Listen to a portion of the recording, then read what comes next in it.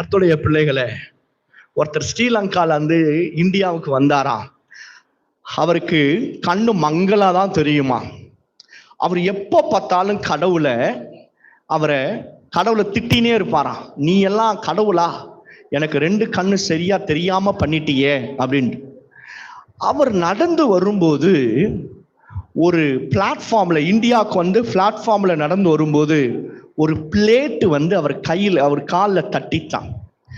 என்னடா ஒரு பிளேட்டு தட்டுதே அப்படின்னு சொல்லி கீழே குனிஞ்சு பார்த்தா 2 காலு இல்லாம 2 கைகளும் இல்லாம பிச்சை எடுக்கிற ஒரு நபர் அவரை கண்டாராம். அப்போ அவருக்கு மனசுல நினைச்சாரா, நமக்கு கொஞ்சம்தான் கண்ணு தெரியல, நம்ம எப்படியோ பிழைக்கிறோம், ஆனா என்னை விட மோசமான சூழ்நிலையில நிறைய பேர் இருக்கிறாங்களே, என்னை இப்படியாவது வச்சிருக்கீங்களே, என்னை இதுவரைக்கும் வச்சிருக்கீங்களே என்று சொல்லி கர்த்தருக்கு நன்றி செலுத்தி அந்த மனுஷன் ஒரு சின்ன பிஸ்னஸ் ஸ்டார்ட் பண்ணாராம். என்ன பிஸ்னஸ் அப்படின்னா, இந்த கை கால் இல்லாதவர்களுக்கு உதவி செய்யக்கூடிய ஒரு நிறுவனத்தை ஸ்டார்ட் பண்ணி அதன் மூலமாய் பல லட்ச ரூபாய்களை அவர் சம்பாதித்தாராம். கர்த்தருடைய பிள்ளைகளை, நீதான் வெறுமையா இல்லை, நம்மை விட மோசமான நிலைமையில எத்தனையோ பேர் இருக்கிறாங்க. வெறுமையான பாத்திரங்களை வைத்துக்கொண்டு உன் பக்கத்து வீட்டுக்கார அக்கத்து வீட்டுக்காரெல்லாம் இருப்பான், அவர்களுக்கு ஆசீர்வாதமாக்கும்படியாக கர்த்தர் உன்னையும் என்னையும் வைத்திருக்கிறார்.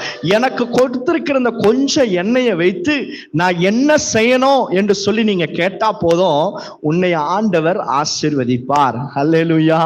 பல நேரத்தில் நம்ம அதை கேட்க மாட்டோம் பாருங்க. இருக்கிறதே கொஞ்சம் தான், இதை ஒரு மாசத்துக்கு என்ன பண்ணிடலாம், சேர்த்து வச்சிடலாம். நீ அதை சேர்த்து வைக்கும் போது அது முடிஞ்சிடும். ஒரு ஃப்ளோ உண்டாகணும், ஒரு பாயுதல் உண்டாகணும்னா, ஆண்டவரே என்கிட்ட கொஞ்சம் இருக்கு, வாட் ஷுட் ஐ டூ, நான் என்ன செய்யணும் என்று ஆண்டவரத்துல கேட்கும் போது கர்த்தர் அழகா சொல்லுவாரு, இதை செய் என்று சொல்லி. ஆண்டவர் சொல்றத கேட்டா போதும், அது இருக்கிற ஒரு குடமா இருக்காது, அது பெருக ஆரம்பிச்சிடும். ஆமென் சொல்லுங்களேன். ஆமென். கர்த்தருடைய பிள்ளைகளே, இந்த அம்மா எப்படி பிசினஸ் பண்ணாங்க? தனியாளா பண்ணாங்களா? இல்ல. எப்படி பண்ணாங்க? தன் 2 பிள்ளைகளை கூட வச்சுக்கிட்டு இந்த அம்மா அந்த பிசினஸ் பண்ணாங்க, ஆசீர்வதிக்கப்பட்டா. என்றைக்குமே கவனிங்க, நம்ம 1 மேன் ஷோவை நடத்தணும்னா சோர்ந்து போயிடுவோம். அட்லீஸ்ட் நம்ம குடும்பத்தாரோடு கூட, தெரிந்தவர்களோடு கூட, அல்ல தெரிந்தவர்கள் இல்லைனாலும் நம்ம பிள்ளைகளோடு கூட நம்ம என்ன செய்யணும், எழும்பி நிற்கணும். பிள்ளைகளுக்கு நம்ம சொல்லி கொடுக்கணும். அப்படி நீங்க செய்யும் போது கர்த்தர் நம்மை ஆசீர்வதிப்பார், ஜெயத்தை கொடுப்பார். இப்போ முதல் காரியம், நீ ஜெயத்தை எடுக்கணும்.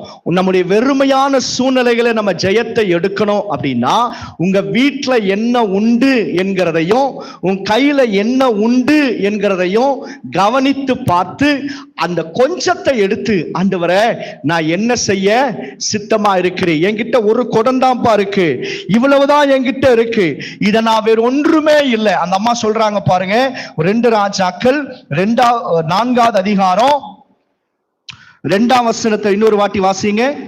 எலிசா அவளை நோக்கி, நான் உனக்கு என்ன செய்ய வேண்டும், வீட்டில் உன்னிடத்தில் என்ன இருக்கிறது சொல் என்றான். அதற்கு அவள், ஒரு குடம் எண்ணெய் அல்லாமல் உமது அடியாளுடைய வீட்டில் வேற ஒன்றும் இல்லை என்றார். வேற ஒன்றும் இல்லை. என்ன சூழ்நிலை? வேற ஒன்றும் இல்லை சொல்லுங்க. வேற ஒன்றும் இல்லை, வேற ஒண்ணுமே இல்லை. ஆனா என்ன இருக்கு?